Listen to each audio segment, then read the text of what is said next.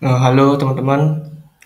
Selamat datang di video kami. Pada video kali ini kami akan menjelaskan cara untuk instalasi Ubuntu pada VirtualBox. Namun sebelum itu, izinkan kami memperkenalkan diri. Perkenalkan, saya IGD Ardena Permana dengan NIM 22055511024 dan rekan saya Putu Andri Wahyu Krisnantari dengan NIM 22055511054. Oke, langkah yang pertama yang perlu kita siapkan adalah software atau aplikasi VirtualBox. Dan yang kedua itu adalah ada file ISO dari Ubuntu. Langkah yang pertama adalah kita klik New terlebih dahulu. Nah, pada bagian ini kita bisa menggunakan nama Ubuntu. Lalu kita select ISO-nya. Nah, ini untuk file ISO-nya. Kemudian kita klik Next. Nah, pada bagian ini kita bisa mengatur passwordnya. 1, 2, 3. Oke, lalu klik Next. Di sini kita bisa mengatur RAM dan juga virtual CPU-nya. Tapi pada video kali ini saya akan biarkan saja seperti ini. Kemudian kita next. Nah, ini untuk kita mengatur virtual hard disk-nya. Karena ini menggunakan GUI, kita akan atur ke lebih besar, misalkan 40 GB. Next. Setelah seperti ini, kita klik finish. Oke, kita tunggu sebentar karena dia masih pouring.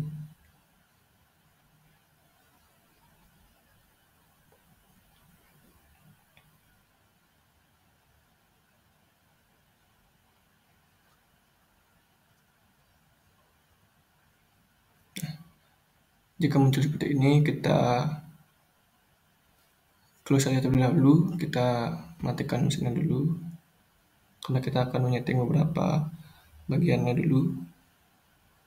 Nah, yang pertama kita setting itu adalah bagian networknya atau adapternya.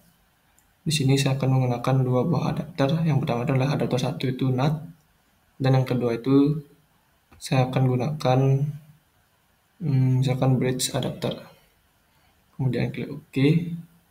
Nah, jika sudah, pada bagian optical driver ini kita gunakan file ISO-nya. Cara itu klik kanan, kita pilih filenya. Nah, di sini kita pilih Ubuntu-nya, lalu klik open. Nah, jika sudah seperti ini, kita jalankan kembali mesinnya.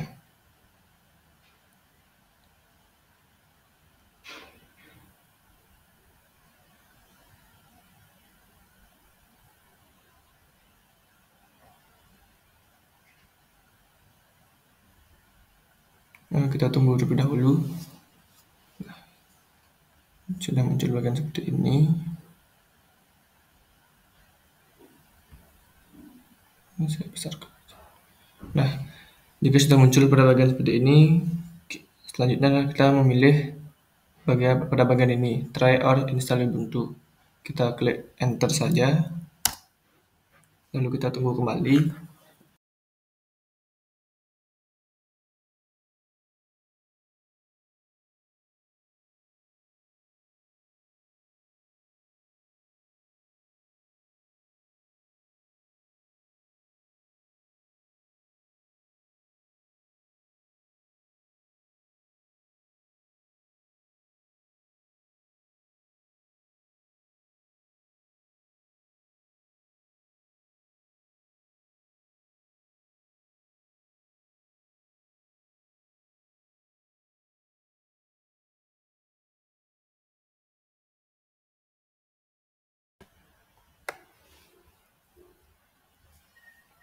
Oke, jika sudah muncul halaman install seperti ini, kita akan melakukan instalasi pada Ubuntu. Langkahnya adalah yang pertama kita biarkan ini bahasanya kita gunakan bahasa defaultnya itu English. Dan untuk yang pilihan 2 ini kita memilih install Ubuntu untuk langsung install Ubuntu-nya. Dan jika ingin mencoba terlebih dahulu, kita bisa pilih try Ubuntu. Tapi Pada kali ini saya akan langsung install Ubuntu saja. Kita klik ini, install Ubuntu.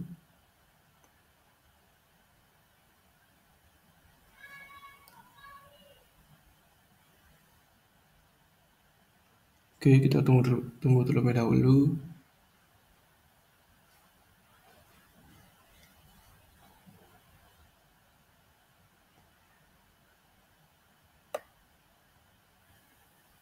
Nah, pada halaman keyboard layout ini kita biarkan saja. Kita next saja.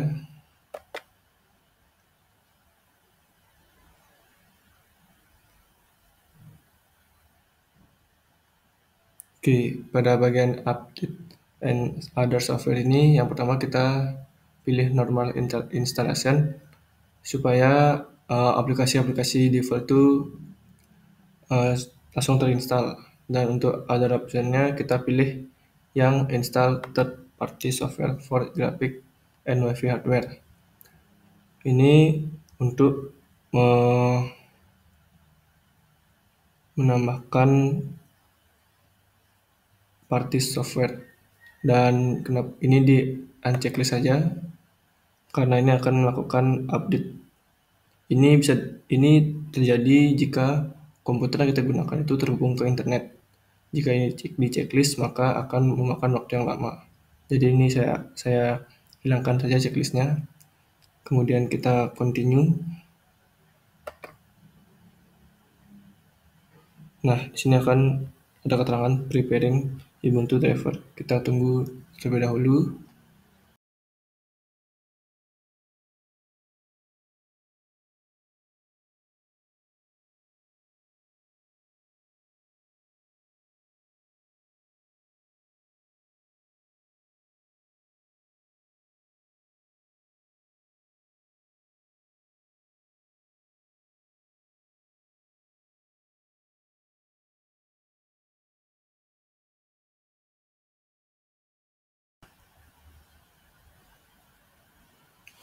Oke, jika sudah pada halaman ini, eh, kita biarkan saja checklist yang ini, karena kita akan menghapus semua data yang ada di Ubuntu ini. Jika kalian milih ini, itu artinya kita akan menggunakan multi partisi. Kita biarkan saja seperti ini. Kita klik install now. Kita tunggu.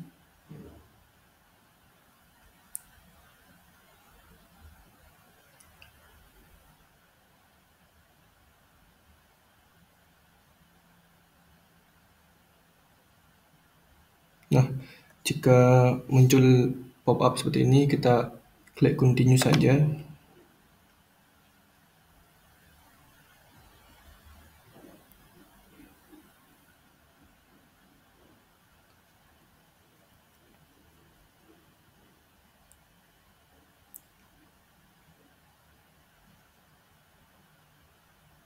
Nah, di sini kita akan memilih lokasi. Di sini saya akan menggunakan Jakarta. Lalu continue lagi.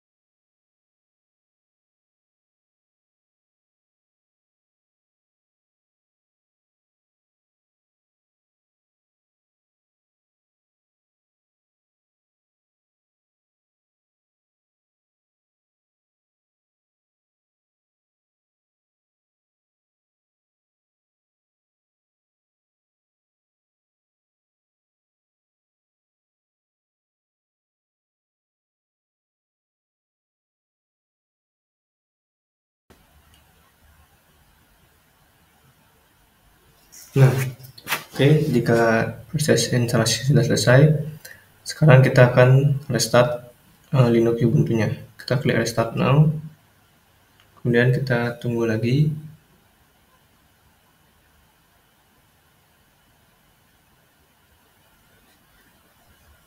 Maka Linux Ubuntu ini akan terrestart secara otomatis.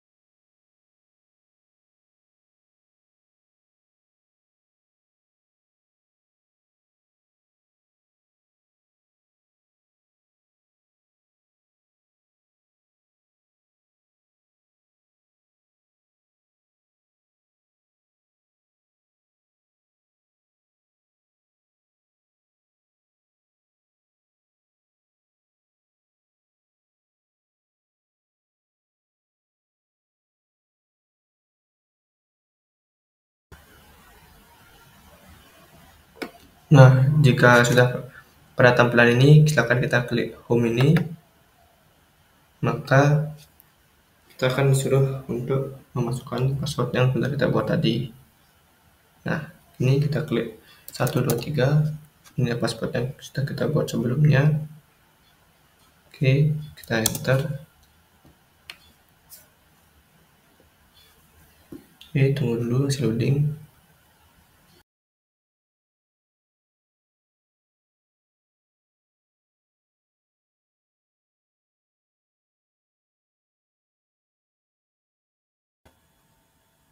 Oke, jika sudah, maka kita akan masuk ke tampilan awal dari Ubuntu ini. Nah, proses instalasi sudah selesai, selanjutnya akan dilanjutkan oleh rekan saya, yakni proses konfigurasi DHCP server. Untuk itu, untuk rekan saya di sini dipersilakan. Baik, di sini saya Andri dengan NIM 22055510054 akan melanjutkan penjelasan terkait instalasi Linux Ubuntu. Di sini saya akan mendemonstrasikan sedikit proses untuk konfigurasi DHCP server. Jadi yang pertama kita perlu masuk ke super user dengan perintah su dan dash, lalu kita enter, lalu kita masukkan password.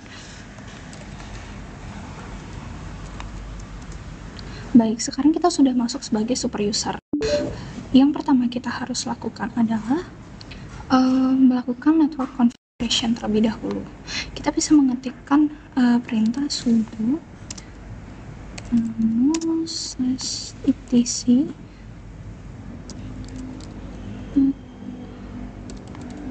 dash interfaces. Baik, di sini kita akan mengkonfigurasikan internet pada adapter 1. Sebelumnya saya sudah sempat mengkonfigurasikannya. Di sini kita mengatur yaitu auto NP0S3 itu merupakan inisial dari adapter 1, di mana di sini kita akan mengatur bahwa IP address-nya itu adalah 192.168.4.100 dengan netmask 255.255.255.0. Lalu dengan gateway 192.168.4.1, dan di sini ada DNS name servernya, yaitu di sini menggunakan DNS Google, yaitu 8.8.8.8 dan 8.8.4.4. Baik, setelah itu kita bisa keluar.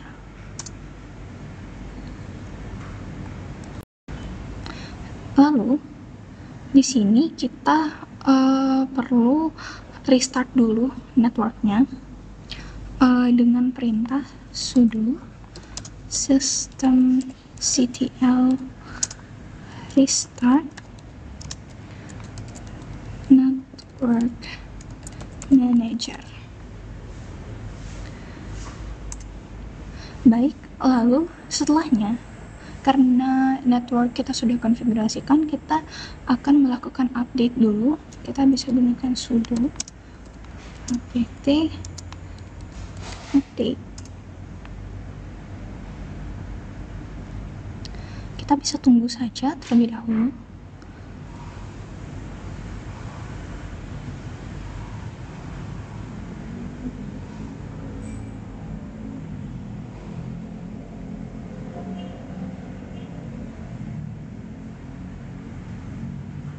Baik, di sini sebelumnya sudah pernah dilakukan update berarti ya, dan belum ada versi terbaru lagi yang bisa diupdate, tapi ini sudah berhasil. Lalu kita sekarang akan melakukan konfigurasi DHCP, tapi sebelum kita melakukan konfigurasi, kita perlu menginstal DHCP-nya dulu dengan perintah sudo apt install isc DHCP server. Baik, kita tunggu saja.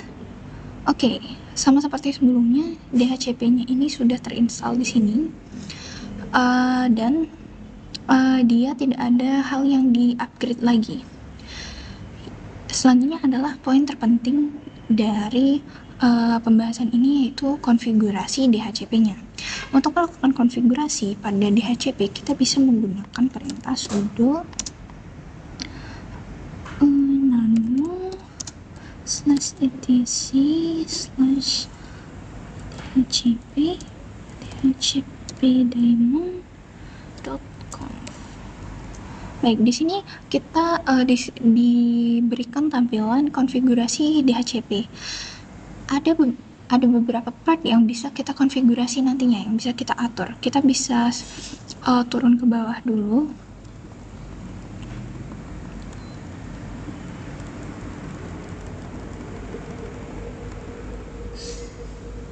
Baik, pada bagian ini, a slightly different configuration for an internal subnet. Di bagian ini, kita bisa ubah konfigurasinya sesuai konfigurasi yang kita inginkan.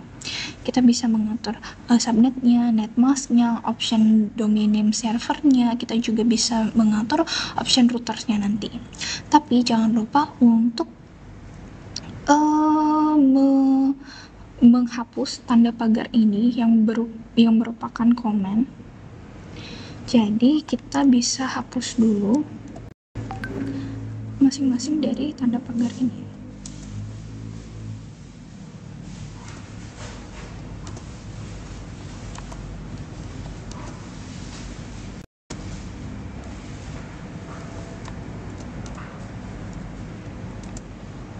Baik, jadi di sini saya ingin mengatur subnetnya itu pada IP 192.168.4.0 dengan netmasknya itu 255.255.255.0.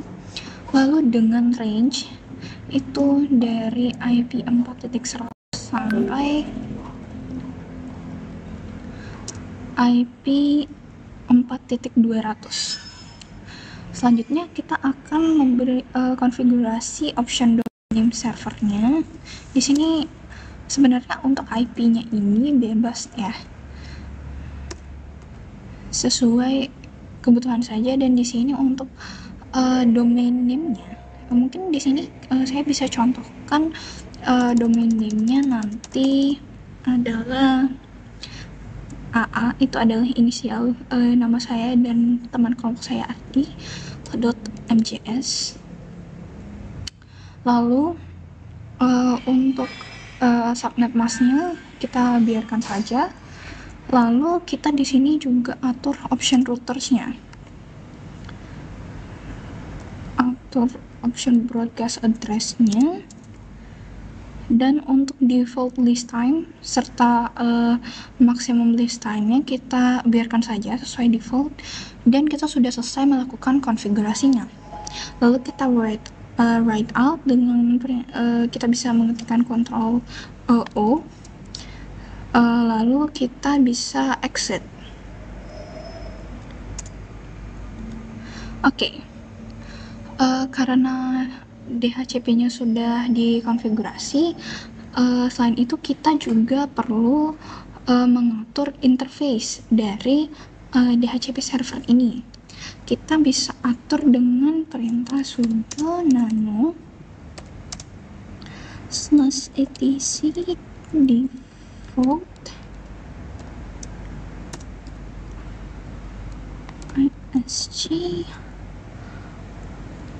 DHCP server. Baik, nah di sini ada interface untuk Internet Protocol version 4 atau IPv4 dan Internet Internet Protocol version 6-nya. Di sini kita atur untuk yang version 4-nya saja, kita gunakan np0s3, yaitu adapter 1 dari server kita. Lalu kita bisa keluar. Nah, agar DHCP-nya itu bisa aktif, kita perlu 2 tahapan lagi, yaitu kita perlu merestart dan mengenable DHCP-nya dengan cara sudo systemctl restart isc DHCP server. Jadi kita restart karena tadi kita baru melakukan konfigurasi, melakukan perubahan pada DHCP-nya. Setelah itu kita bisa lakukan enable untuk mengaktifkan DHCP-nya dengan perintah sudo systemctl enable isc DHCP server. Baik, DHCP servernya sudah diaktifkan, jadi berarti konfigurasi kita sudah selesai. Mungkin untuk mengeceknya kita bisa gunakan perintah IPA. Nah, di sini akan memperlihatkan IP address-nya. Baik, sekian tutorial dari kami. Semoga bermanfaat dan mohon maaf apabila terjadi kekeliruan. Video ini saya tutup dengan Paramasanti. Om Santi Santi Santi Om.